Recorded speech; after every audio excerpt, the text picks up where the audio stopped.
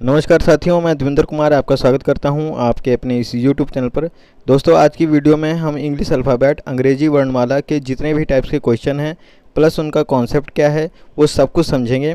दोस्तों, ये गारंटी है कि अगर इस वीडियो को आपने अच्छे से देख लिया तो आपको इंग्लिश अल्फ़ाबेट में किसी भी तरह से कोई भी दिक्कत नहीं आने वाली है। दोस्तों, इंग्लिश अल्फ़ाबेट के क्वेश्चनों को समझने के लिए आपको 3 चीज़ों को ध्यान में रखना है। पहला संख्या, दूसरा दायां और बायां, तीसरा प्रथम अदस्य और द्वितीय अदस्य। दोस्तों, इंग्लिश अल्फ़ाबेट के क्वेश्चनों को सॉल्व करने के लिए ये तीनों रूल्स हैं। जितने भी टाइप्स के क्वेश्चन हैं इंग्लिश अल्फ़ाबेट के, वो इन्हीं के ही इर्द गिर्द घूमते हैं। जैसे अंग्रेजी वर्णमाला में कुल 26 अक्षर हैं।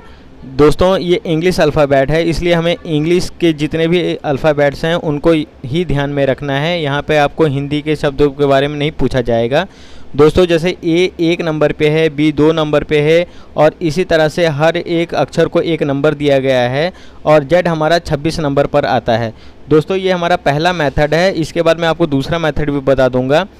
अब दोस्तों, इसमें बाईं और दाईं ओर पे आपको ध्यान रखना है कि जो ए शब्द है ABCD वो हमारा बाईं ओर से चल रहा है और जो हमारा नीचे से है मतलब कि ZYX ये हमारा दाईं ओर पड़ता है। मतलब कि आपका बायां ABCD को अंकित करता है और आपका दायां ZYX को अंकित करता है। दोस्तों, तीसरा रूल है हमारा प्रथम आदर्श और द्वितीय आदर्श। दोस्तों, A से लेकर के M तक कुल 13 अक्षर होते हैं, इनको प्रथम आदर्श बोला जाता है और N से लेकर के Z ये भी 13 अक्षर होते हैं, इनको द्वितीय आदर्श बोला जाता है।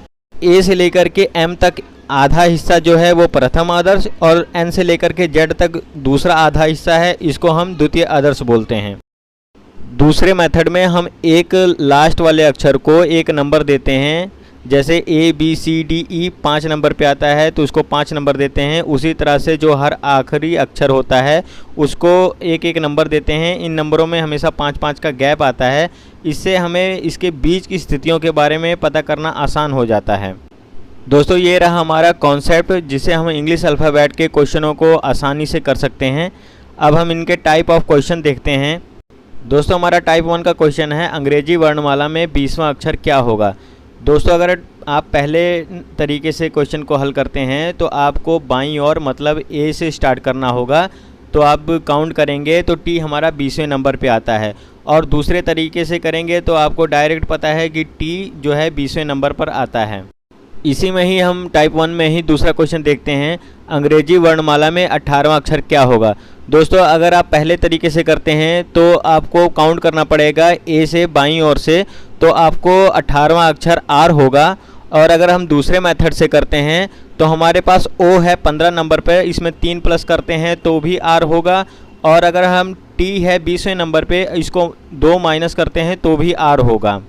टाइप 2 का क्वेश्चन है दोस्तों अंग्रेजी वर्णमाला में दाईं ओर से 8वां अक्षर क्या होगा। दोस्तों, इसको आप पहले तरीके से काउंट करेंगे तो आपको Z से स्टार्ट करना होगा क्योंकि दायां हमारा Z पड़ता है। और अगर आप काउंट करेंगे तो S हमारा 8वां अक्षर होगा। टाइप तीसरा क्वेश्चन है वर्णमाला में बाएं से चौथा अक्षर के दाएं 8वां अक्षर क्या होगा। दोस्तों, इसमें आपको 2 रूल याद रखने हैं। पहला रूल ये है कि बाएं और दाएं पूछा गया हो तो उन दोनों स्थितियों को जोड़ देना है। और दूसरा कि बाएं से बाएं पूछा गया हो या दाएं से दाएं पूछा गया हो तो उसमें माइनस करना है। तो इसमें हम पहले करते हैं जोड़। जैसे कि इसमें बाएं से चौथा और दाएं से 8वां पूछा गया है तो इन दोनों को जोड़ देना है। तो 4 + 8 करेंगे तो 12 आएगा और 12वां अक्षर जो है वो L होगा। टाइप 3 का ही दूसरा क्वेश्चन है दोस्तों वर्णमाला में बाएं से 18वां अक्षर के बाएं तीसरा अक्षर क्या होगा। दोस्तों, अब इसमें बाएं से बाएं पूछा गया है तो हमें माइनस करना है। तो 18 - 3 करेंगे 15वां और 15वां अक्षर O होता है। दोस्तों, टाइप 4 का क्वेश्चन है अंग्रेजी वर्णमाला में बाईं ओर से 9वां तथा दाईं ओर से 10वां अक्षर के बीच कौन सा अक्षर होगा। दोस्तों, इसको सिंपल तरीके से कीजिए। आप पहले बाईं ओर से मतलब A की तरफ से आप 9 अक्षर गिन लीजिए और Z की तरफ से आप 10 अक्षर गिन लीजिए। इन दोनों के बीच में जो अक्षर होता है वही हमारा आंसर होगा और इस क्वेश्चन में हमारा आंसर M होगा। दोस्तों, हमारा टाइप 5 है अंग्रेजी शब्दकोश में नीचे दिए गए शब्दों को सजाने पर कौन सा शब्द मध्य में आएगा। दोस्तों, इसका आंसर निकालने के लिए सबसे बेस्ट ऑप्शन ये है कि आप ऑप्शन को चुनिए और उसमें जितने भी अक्षर हैं उनको काउंट कीजिए। तो आप देखेंगे कि जो डी ऑप्शन का अक्षर हैं, जो शब्द है वो 8 अक्षर का है, बाकी ए सी बी इनके 7 अक्षर हैं। ठीक है, तो इनमें पहले तो डी को कैंसिल कर दीजिए, उसके बाद ए सी बी बच गया है।